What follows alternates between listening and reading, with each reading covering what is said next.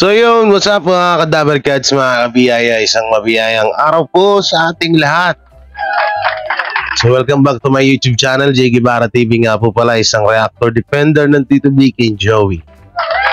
At ng mga reactor ng mga viral chismis, mga viral issue dito sa Pilipinas. So may tatlong topic tayo ngayon, tatlo.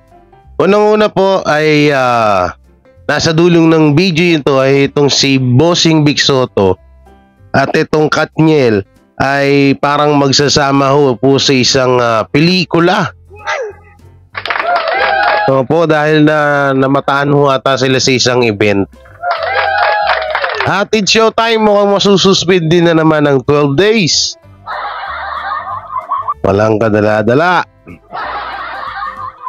At eto na nga po, Miles Ocampo parang mas gusto ng mga tao, ng mga Dabar Cats kaysa kay Zombie sa Sugod Bahay. So liliwanagin din po natin yan na. Siyempre bago natin simulan, huwag niyo pong kalimutan na mag-like, share, comment, and subscribe sa ating YouTube channel at pakipindot na lang din po yung bell button para lagi tayo updated sa ating mga video araw-araw. At pasensya na kayo sa damit ko, nakasando lang tayo ngayon ha. Para medyo presko. Pero ayos naman po yan eh. So yan ganyan mo siya kalapad no. Nung nagkasakit ako, parang alam mo yun, bumagsak na rin yung ano ko eh. Nagkakaroon na siya ng unti-unting abs. Nagkakaroon ako ng abs ng kahit paunti-unti. Mga isang buwan pa. Wag naman. Ang hirap ba? Amin tipong uubo ka pero wala lumalabas. Matod nito, nararamdaman ko na naman. So yung mapunta tayo, ito muna yung pag-usapan natin, yung kay Miles Ocampo. Alam nyo, kahit naman sino, para sa akin kahit naman sino sa mga Dabar Cats ay bagay sa Sugod Bahay, mga kapatid. Sugod Bahay ng Tito Vicky and Joey at ng EAT, di ba? So lahat naman niya, kahit nga nung si Maine, si Ryan,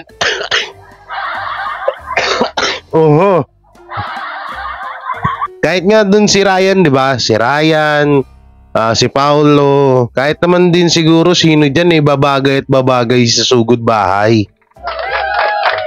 So may mga kasi, may mga lalo na yung mga haters ng Tito Vicky and Joey na nagpo-post na kesyo, yun nga, paulit-ulit yung ginagawa nilang post na para daw makatipid, ang Tito Vicky and Joey ay inalis na daw si Zombie.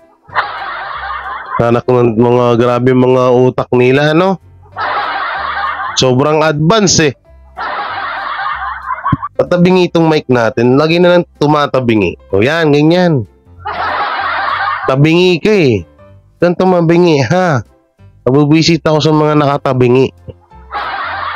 So yun yun nga yung sinasabi ng mga against sa TVJ na kesyo tinanggal daw si Zombie kasi nga daw nagtitipid na sa pera.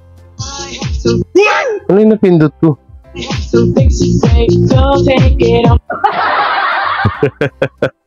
Ano napipindot ko eh. Para daw makatipid si na lang daw, si Miles Ocampo na lang daw hinilagay sa Sugod Bahay, mga kapatid. Pero para sa akin hindi ganun. Kasi ito si Zombie kasi, simula nung umapak siya sa studio or simula nung mapasok siya sa Dabar Cats or sa EAT, ay ang dami na pong trabaho, ang dami na pong project ni Zombie ngayon. Kaya po isa yun sa mga kadahilanan bakit wala ho si Zombie. Alam naman natin noon pa naman yan na kapag ikaw ay pumasok, kahit nung nasa Itbulaga pa or nasa GMA pa ang Tito Vicky and Joey, kahit na pumasok kayo sa, halimbawa hindi kayo masyado sikat or ngayon katulad niya ni Zombie, isang parehas lang kami na vlogger, so pumasok si Zombie, sumikat, maraming syempre si Bossing Vic Soto ay ano po yan, isa po rin po yung tawag doon, producer ng movie ata, no? Nakakalimutan ko lang ha. Nakakalimutin na talaga ako eh. Producer ba? Oh, nakalimutan ko eh yung ano yung papel ni Bossing Vic Soto sa mga movie. Basta mataas yung ano niya diyan, yung kalibre, yung ano niya diyan, yung posisyon niya. So yun, baka talagang pinasok sila ni ano, baka pinasok niya si Zombie.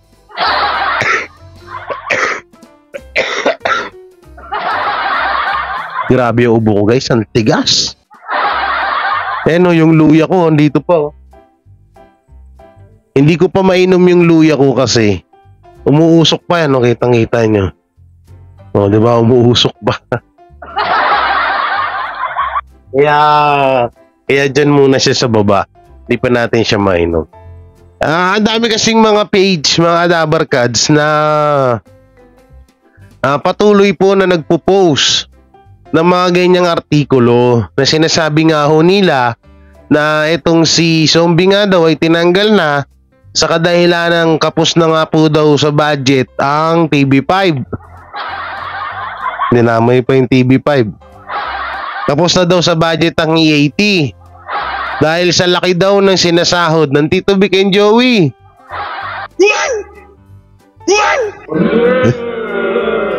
Sabi ko, ano ba naman tong mga to? Basta lang ano, no? Basta lang may makomment eh. Mema lang eh, meme. So, hindi na bago sa atin yan. Kaya hindi ko na nga pinakita dyan sa inyo. Kasi pag pinakita tayo, bagong page na naman dyan. Sisikat na naman yan. At ayun din po pala mga Adabarkads, sabay ko na ako po yung condolence po sa page ni Best Phil. Condolence po sa page si Best Phil na ito po ay na-mash report. Sa tutusin, hindi po mash report yun eh. Pinalabas lang nung ibang mga nagbalita na mash report. Pero ako ang isa sa nakakaalam dun. Kung ano ba ang nangyari sa kanyang page. So, unti-unti na, isa na. Bilang na kayo ha. Bilang na kayo, may isa na. Ilan yun sila? 1, 2, 3, 4, 1, 2, 3, 4, 5, 6. Meron pa isa eh. 7 sila.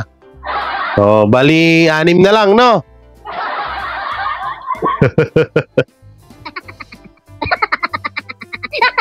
Nung nakaraan nakausap ko si Durs, sabi ko, Durs, nabawasan na sila ng isa.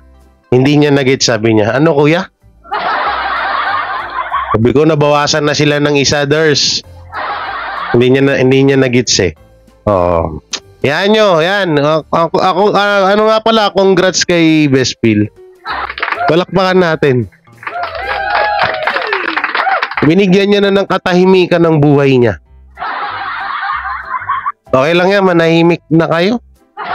Masyado na kayong masyado na kayong garapal dito sa mundo. Masyado na kayong tawag dito, maraming alam. Masyado na kayong maraming alam, tapos ginagamit niyo yung page niyo sa walang katuturan. Yung iba dyan, waiting na lang kayo ha. Konting panahon pa, ang dami nyo kasi hindi namin maisagad ng isang ganun eh. Biruin mo ha, isipin nyo mabuti. Kung halimbawa na reactor si Best Phil, pwede maaaring ma-terminate siya. Kung reactor hindi naman siya reactor eh. Puro lang siya post. Post dito, post doon. Tapos mga picture pa kadalasan, di ba? So hindi siya hindi pwedeng or baka sasabihin niya na naman yan, di naman ha. Kapag kapag tawag dito, na-recover niya yan, nasabihin yan, hindi, sinutdown ko talaga muna yun. Titignan ko kung sino yung manggu-ghosting. Katulad nung post niya nung nakaraan, di ba? About sa tape na hindi siya pinapasok. Sinadya niya lang daw yun. Malusot eh, no? Kaya siguro ang bababaw ng mga pag-iisip natin, no? So yun, dito tayo mapunta. Eto, panoorin natin to. Eto. Mukhang it's showtime. Another MTRCB na naman, no? So eto, play natin, play. Sorry po. Sabi ko lang, sila po ang laging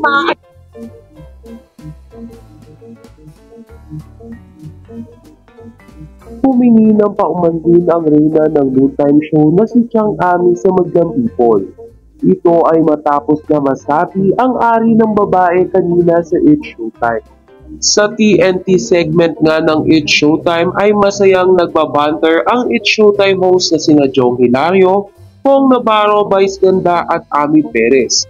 Hanggang sa biruin ni Meme at ni Kuisbong si Chang dahil sa pagiging mali-mali nito. Ayon kina Bong at Vice Ganda, binasa mo yung spills niya, Chang. Sagot naman ni Chang Ami, ako kasi masunurin kung ano yung nandoon, yun ang babasahin ko. Tawang-tawa naman si Bong Navarro, kaya naman napansin ito ni Chang at sinabing, tawang-tawa Bong, sinakyan naman ito ni Vice Ganda, dahilan para magpatuloy ang kanilang biruan. Ayon kay Vice, si Chang habang tumatagal nagiging wrong-wrong na, mali-mali. Tawang-tawa naman si Chang sa biruan nilang apat hanggang sa hindi inaasahan ay aksidente nitong nabanggit ang ari ng babae dahil sa pagkagulat kay Bong Navarro. Ayon kay Chang Ami ay halos hindi nga naipinta ang mga mukha ni na Vice Ganda, Jong Hilario at Bong Navarro dahil alam nilang may mali sa sinabi ni Chang Ami. Ngunit agad naman na humingi ng pasensya ang veteranang host sa Madlang People. Paliwanag ni Chang Ami, sorry po, sorry Madlang People. Si Bong kasi ginugulat ako, nasabi ko palaka.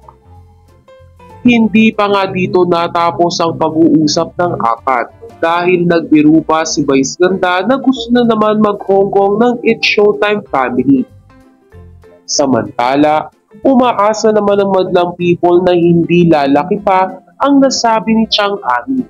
Matatandaan kasi na konting mali lamang ng It's Showtime ay napupuna agad ng MTRCB. Kaya naman hiling nila Konting mali lang daw ng It's Showtime, napupuna na MTRCB. Gago rin tong vlogger na to eh. Ay, tuloy natin. Na sana ay ikonsidera ang pagkagulat ni Chang Ami. Isa pa ay kitang-kita naman na hindi intensyon ni Chang Ami na sabihin ang bagay na iyon. Ay, nako. Ay, nako na lang talaga, no? So ngayon, nagmamakaawa kayo kay Ma'am Lala Soto na sana palagpasin sana ito. Pero kapag mambash kayo kay Ma'am Lala Soto, wagas. Yung mga kasama ko ano pa pinagsasabi nyo na ba? Tapos ngayon nakikiusap kayo na kayo palagpasin sana ito. Bigyan sana ng konsiderasyon. Dahil nagulat lang naman daw si Chang Ami. So ito, opinion ko.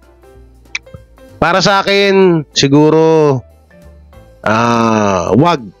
No? Wag. Wag nang bigyan ng suspension. Alam niyo kung bakit. Ito Una-una, hindi sinadya. Alata naman. Pangatlo, pangalawa, nag-sorry. Ayun yung pinakadabis dun sa lahat nag-sorry agad.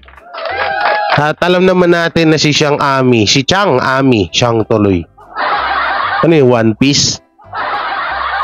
Na si Chang Ami ay mali-mali din talaga. Alam ko yan. Pero, asawa ni Pera. Ito ang tanong dyan. Matatanggap kaya ng MTRCB yung sinabi ni Vice Ganda? Kasi doon sa parang nangiinsulto pa si Vice Ganda eh. Narinig yung sinabi ni Vice Ganda, mga Dabar Cats. Mukhang mapupunta naman tayo Hong Kong ah.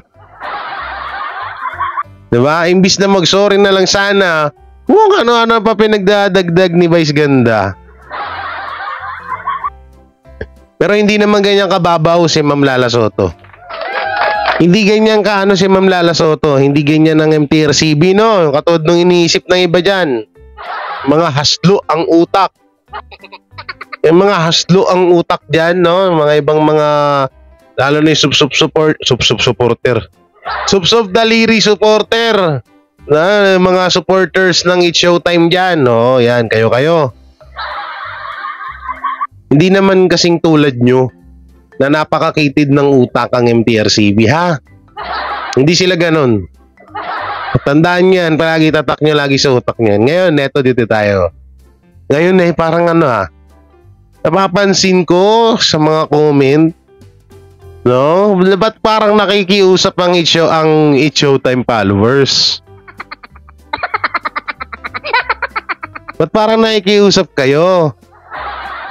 Na sana, wag naman din sana ipansinin na yon.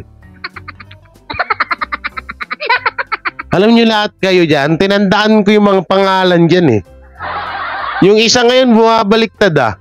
Sabi niya, sana wag nyo naman MTRCB, sana wag nyo na lang pong pansinin. Pero nung nakarang, kung balawrain nyo si Ma'am Lala Soto, wagas ah.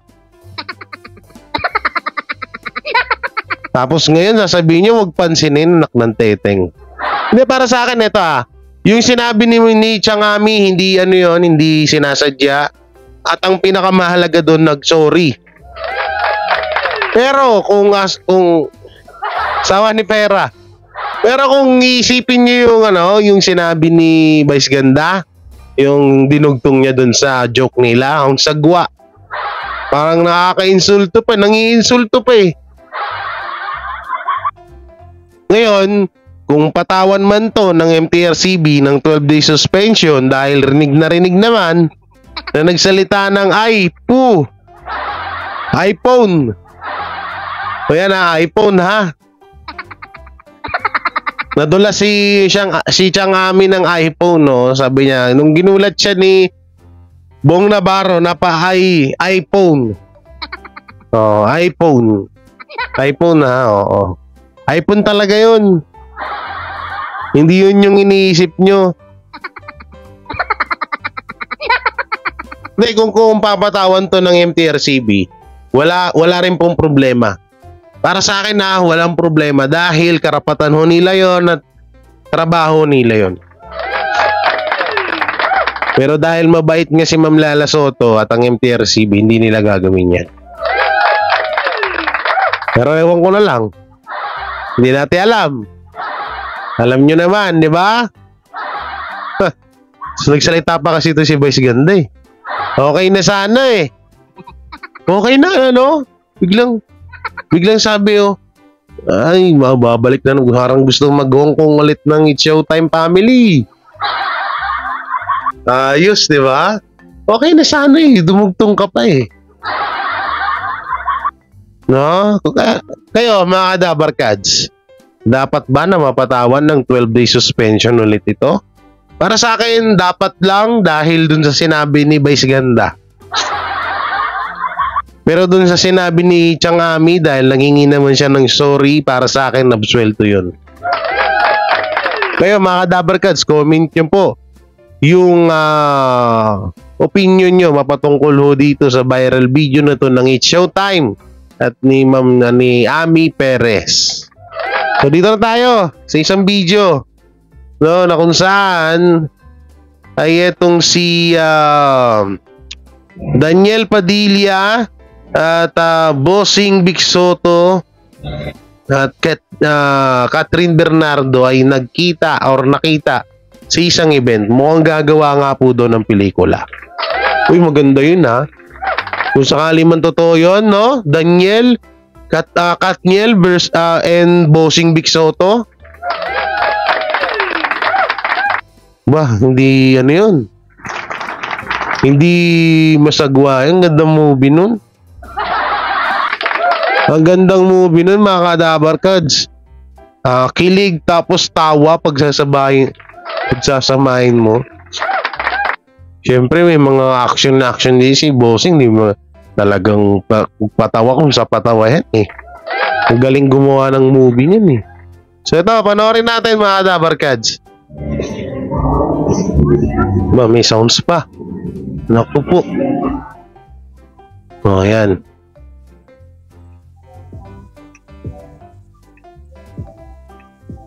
Tila pinabulaanan ni Catherine Bernardo at Daniel Padilla ang balitang hiwalay na sila. Ito ay matapos magsama ng dalawa sa isang event kahapon. Kasama nga ng Katniel ang kanilang mga kaibigan na sina Rambo Nunez, Maha Salvador. Spotted din ang kanilang ABS-CBN boss na si Carlo Katigbak. Narito at panoorin natin ang pagsasama ng dalawa sa event ng Omega Golf kahapon.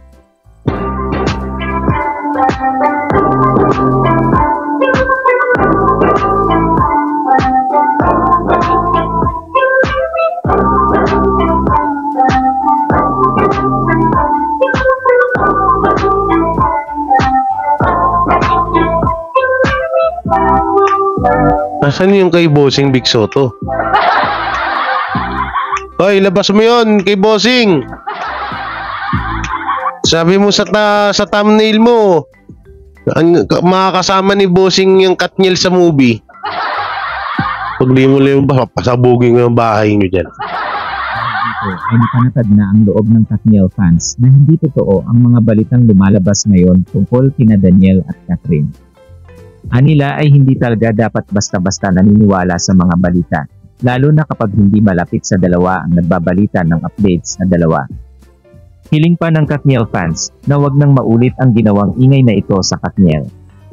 Sa kabilang banda ay dream come true kay Supreme Idol Daniel Padilla na makabonding si Bossing Vic Soto sa golf. Gamit nga ang Instagram account ng aktor ay ibinahagi nito ang larawan nila ni Bossing kasama ang kaibigang si Zanjo Marudo.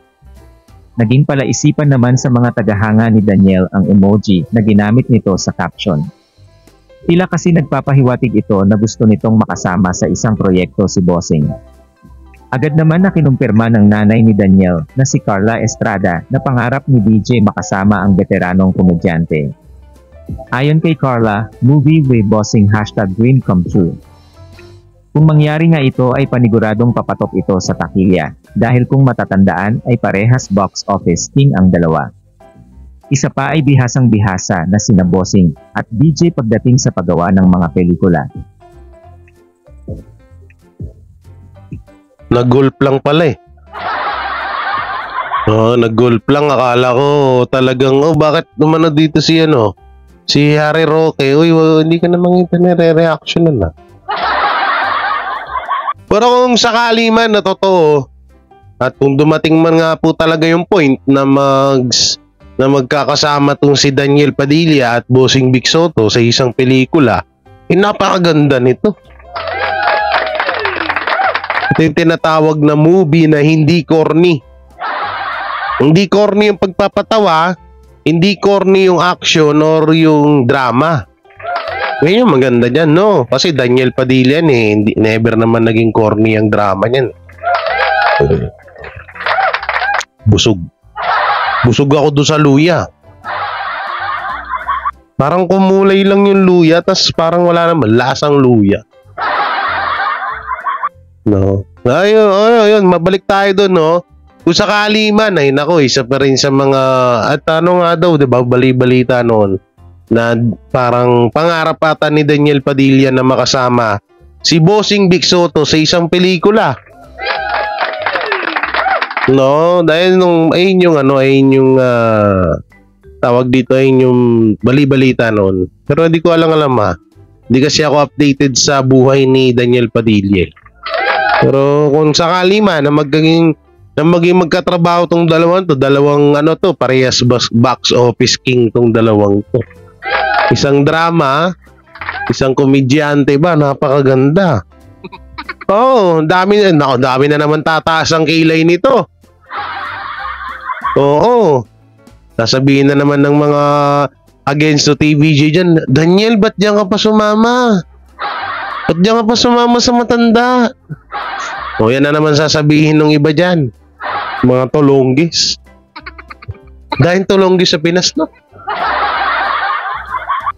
Dahil kasi itong mga vlogger ng Tape INC, gahasik ng katangahan dito sa mundo. Nung ano, no? Yung vlogger ng fake bulaga. Pero in fairness, hindi sila ano ngayon. Si Paxiu, puro vlog lang, wenta.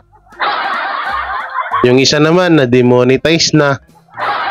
Hoy, shoutout. Hoy nga pala, ito pala, nakalimutan ko sabihin kanina. Diba yung isa, wala ng page, si Bespil. Yung isang channel po dyan, yung isang ano po dyan, yung isang, tawag dito, yung isang, ano ba to? Isang vlogger ng Tape INC or ng Iskonian ba? Demonetize yan. Ewan ko lang kung iaaminin niya, ha?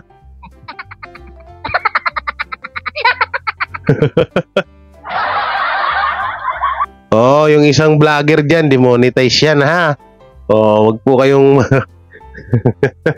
Ewan ko na lang kung ano, kung aaminin niya sa vlog niya, kung sabihin niya, pero kayo na lang bahala. Hindi, ngayon kasi, no, dati kasi, ang mga channel ng isang YouTuber kahit hindi ka pa monetize noon, walang ads yan. Ngayon meron kahit monetize ka na, meron ng ads. So good luck sa'yo. Sabi ko naman sa inyo Puno unti-unti lang. Waiting lang kayo. Isa-isa kayo dyan, tingnan nyo. Ang kulit nyo kasi, winawarningan ko na kayo, ayaw nyo makinig. Yan tuloy nangyari sa inyo. Okay, dito naman tayo. Ito yung nag-sorry daw to si OG. OG, kamusta ka na? Nag-sorry daw to si OG Diaz sa mga artista na sinagasaan niya. So, panoorin natin.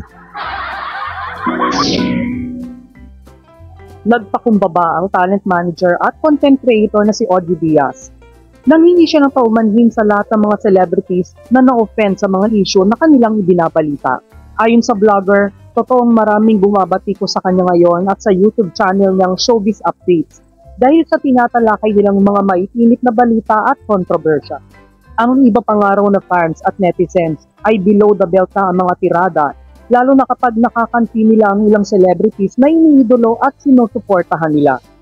Pero ayon sa talent manager, so far naman daw ay wala pa siyang nakakaalitan at nakakasagutang artista sa kabila ng mga isyong tinatalakay nila. Kamakailan lamang ay nabash si Papa O ng bonggang-bongga matapos ibalita ang umano'y palihim na pagkikita ni Daniel Padilla at Andrea Brillantes, na isa raw sa mga dahilan ng hindi pagkakaunawaan ngayon ni DJ at Catherine Bernardo. Nilinaw naman agad ni Audrey na hindi sa kanya galing ang balita, kaya nga may disclaimer agad siya na hindi pa ito confirmed at sana nga ay hindi raw totoo. Tinalakan din niya ang ilang fans na tumawag sa kanya ng fake news peddlers. Kasunod nga nito, nagsalita uli si Audrey sa kanyang vlog at humingi ng paumanhin sa lahat ng mga celebrities na na-hurt sa mga balita nila. Kung na-offend man daw ang ibang artista sa kanilang mga binabalita, ay humihingi sila ng sorry. Ako si Ervin Santiago at yan ang bandera chika natin today. Di wow. Di wow, Mama OG. Napapamama OG rin ako. Hindi kasi yung lahat kasi ng vlog ni OG Diaz. Alam mo yun. Although may point naman siya na dati pa naman ganyan na yung content niya. Pero kung isipin nyo kasi yung ibang mga sinasabi nila dyan, kahit hindi naman dapat kasing pag-usapan, pinag-uusapan nila. So kaso ngayon, sorry na kayo kasi noon walang sumisita sa inyo. Kasi nga, patuloy kayo dyan sa mga birada yung ganyan na content nyo. So nandito kami para supalpaling kayo, no?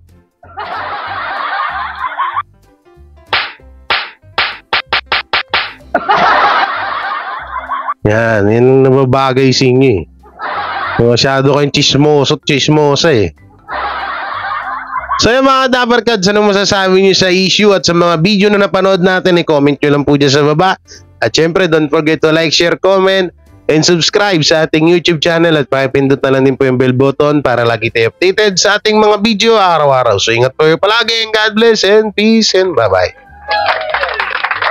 Sila ang TBJ Defenders. Pagtatanggol ang katotohanan sa mga bashers. Tunay ang kanilang dala, katotohanan talaga. Ano mang sabihin nyo ay di yan sa kanila uubra. Mga salita nyo na di katotohanan. Sila ang patunay na merong katotohanan. Wala silang kinatatakutan, basta nasa tama kanilang paglalaban. Ang TBJ ay kanilang susuportahan. Sila ang defenders na laging nasa likuran. JD Barra, Jake Magnus, Chris Ulo, Tita Messi, sila ang nandyan.